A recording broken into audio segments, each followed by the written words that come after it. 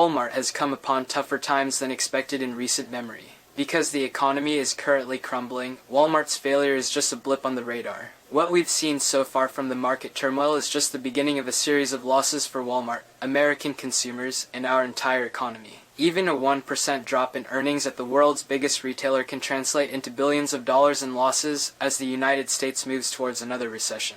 The problems faced by retailers, therefore, are far worse than anyone would have imagined, as profits are down by almost a quarter compared to a year ago. Walmart used to be the company competitors dreaded the most, but new data shows it has fallen behind. Consumers have become less interested in the company in recent years, resulting in major holes in its business. Walmart has hidden its financial difficulties from the headlines because they are based on the problems all companies are facing in the country, allowing it to blend into the overall picture. However, as Motley Fool's Travis Hoy noted, we can rapidly see that the company is in serious trouble. That's why we've put together a set of numbers, facts, and statistics that show that Walmart's golden years are behind it. Today's video is devoted to demonstrating Walmart's decline. Please give us a thumbs up on this video, thank you. Here are the signs that Walmart is falling apart. The company is the country's biggest grossing retailer, which has recently given an alarming sales forecast for the final quarter of 2022. As a result, Walmart said in a September 29th announcement that the rising costs of everyday necessities, which heat up more of household budgets and leave customers with less money to spend on items they desire such as new clothing, will reduce their profit margins. During the busiest shopping season of the year, the business will need to reduce prices on a wide range of goods in order to eliminate items that aren't selling, which will negatively impact its bottom line. Walmart also mentioned that its adjusted earnings per share would drop 9% this quarter and 13% compared to the same time a year ago. After the announcement, the market reacted appropriately, sending Walmart shares down by 8% in a single day.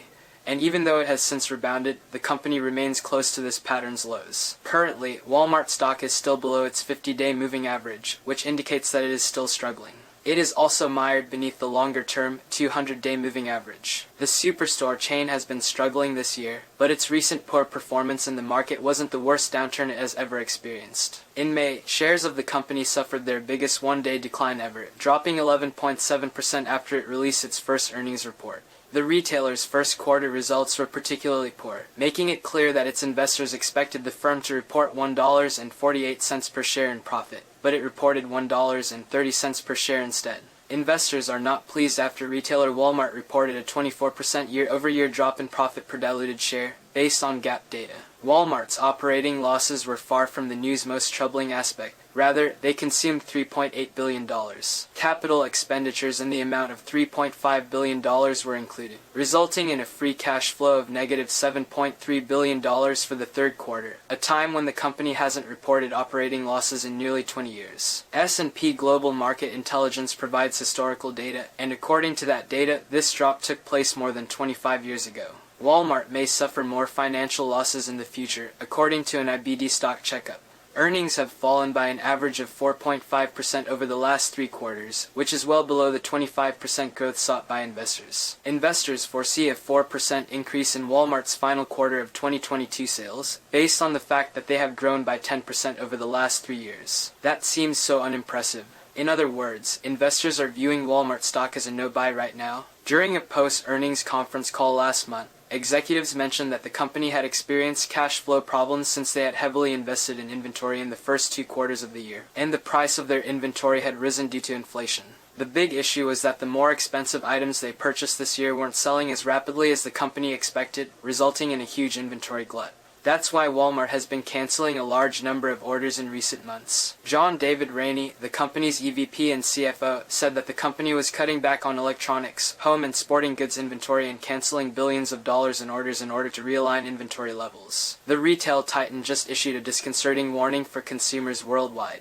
According to Macmillan, inflation on the food side is double-digit, and I worry that it may continue to rise. Despite the firm's awareness of how crucial low prices are to its consumers, Macmillan says that the company's grocery prices increased 21% between July 2019 and July 2022.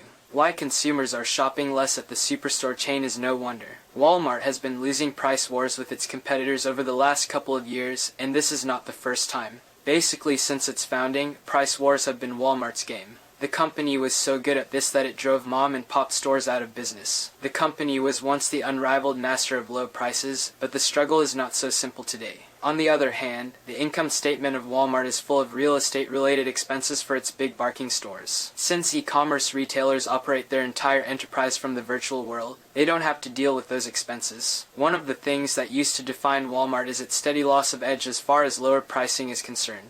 In the last 3 months, Goldman Sachs analysts have identified a decrease in business for Walmart superstores as consumers increasingly favor convenience stores over one-stop shops. In the same time period, foot traffic for Walmart's U.S. stores was down by 2.1%. The retail giant's mega stores suffered a 3% drop in same-store sales. Consumers have been seeking convenience, especially those in the baby boomer generation. CFO Charles Harley said U.S. consumers appear to be searching for value and convenience in particular. A recent research note from Goldman Sachs forecasts the gradual demise of big-box retailers like Walmart and Target. Many individuals are unaware that Walmart is the biggest employer in the United States. But as we approach the crucial holiday season, the company is backing off on recruiting. The seasonal hiring total has dropped by 73% from last year. In comparison to the same period in 2021 when the corporation hired 150,000 permanent and full-time employees and 20,000 supply chain workers, only 40,000 seasonal workers were hired this year. That is another indication that corporate America is preparing for a serious downturn. According to Walmart, massive layoffs occurred in August, when the corporation terminated approximately 200 of its corporate personnel. Inflationary prices and storage costs associated with a backlog of shipments containers were also forcing the company to find ways to save money, the company said. The truth is that the Walmart supply chain is a mess. Inventory fills the mega store's inventory, and thus operations were created. They are the leaders in mass transit and bulk discount acquisition, but not in terms of schedule reliability and on-time deliveries. The company is disappointed. In terms of supply chains, e-commerce retailers now focus on providing individual items to consumers at the lowest possible price. Walmart is losing out here because customers have complained about a wide variety of illogical issues. For example, shoppers receive multiple items from Amazon in the same package at the same time. In contrast, when a large number of items are ordered from Walmart, they arrive at different times, which makes it difficult for the customer. Across 27 states, the retail giant permanently shuttered 160 stores in the last 2 years, resulting in mass layoffs of over 10,000 employees. Texas was hit the hardest, with 29 closings. North Carolina was 17 and 11 in Arkansas, respectively. In addition to the fact that hundreds of stores were temporarily closed over the past few weeks, Walmart's website as of September 30th indicated that 240 stores across the United States were closed with no set date to reopen. Some facilities were experiencing product and personnel shortages, in addition to the effects of Hurricane Ian, which resulted in inventory losses of an estimated $6 million in the state of Florida. Because of the nature of this project, 269 stores are being shuttered across the world. Of those stores, 95% are within 10 miles of another Walmart. It is never easy for a company to close stores, but it is important for the company's future. The company will begin shuttering operations on the last day of the month, resulting in the loss of 16,000 jobs. Because money will not be generated from stores that are closed, the company's global income will be reduced. Despite all that has been said, Walmart's empire is slowly crumbling down. According to J.P. Morgan, Walmart may lose its position as the largest retailer in the United States by 2020. According to J.P. Morgan analysts Christopher Hover and Doug Emmett, Amazon is on track to overtake Walmart as the largest company in the United States this year. Amazon's GMV, and that is a frequently monitored industry figure, which measures the total value of goods sold over a certain period of time, has grown at a much faster rate than either U.S. retail sales or U.S. e-commerce in general. According to J.P. Morgan's analyst, Amazon's GMV increased by 41% in 2022, while Walmart's GMV is estimated to have increased by 10% in 2020.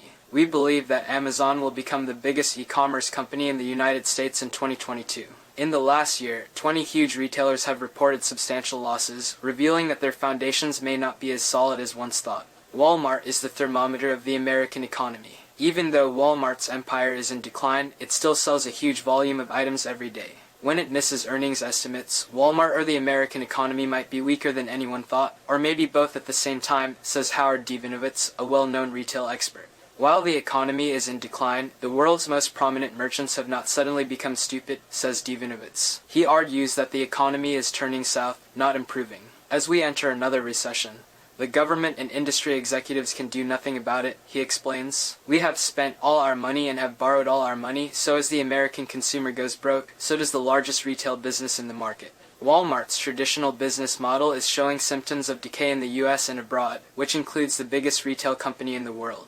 If the retail giant is not able to adapt to new market trends, e-commerce rivals will crush them. The retail apocalypse that has destroyed so many other companies in recent years is still to come. It's not promising right now. After a pretty bad losing streak, the retail chain experienced a large loss in its last earnings report. What we've seen so far is just the beginning of a series of defeats that lie ahead for Walmart, American consumers, and our entire economy. At the end of the day, the company's demise is a mere reflection of a collapsing economy. Thank you for watching. Please comment on this video, and please subscribe to my channel.